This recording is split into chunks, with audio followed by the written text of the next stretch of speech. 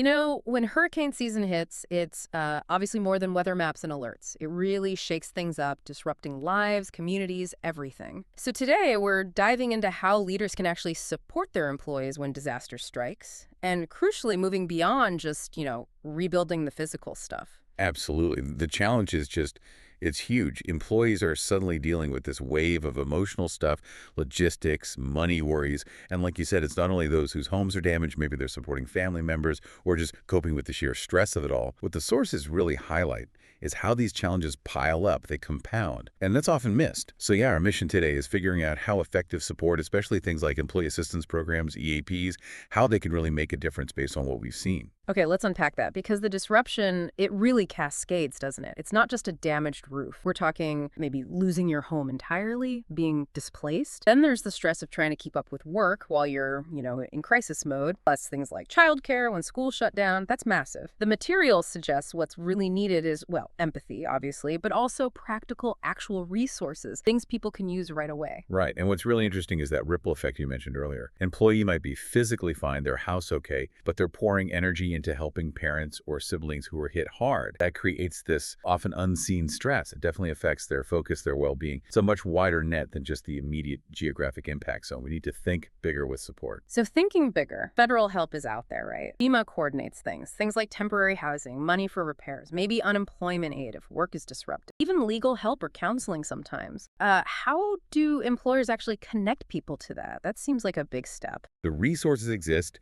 FEMA assistance for housing, repairs, unemployment, but just knowing there isn't enough. Accessing them is the real challenge. Imagine trying to figure out complex forms or websites when you're already completely overwhelmed. Your house might be damaged, kids are home. So providing that integrated support, that navigation help is absolutely critical for stability. EAPs really stand out in the sources as a key tool here. They're confidential, free for the employee, and they're designed exactly for these kinds of major life disruptions. Think immediate emotional support, short-term counseling for the anxiety, the stress, the grief, even PTSD symptoms that can come up. Right, the counseling part is maybe what most people think of with EAPs. Yes, but the real power, the insight here, is that they offer so much more. They're often this underused safety net. It's not just counseling. EAPs can actually guide employees through applying for FEMA or understanding insurance claims. That's a huge practical help.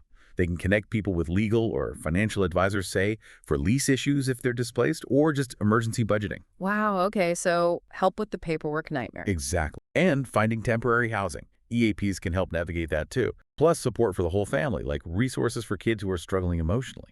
So simply reminding employees these programs exist and what they actually cover builds trust.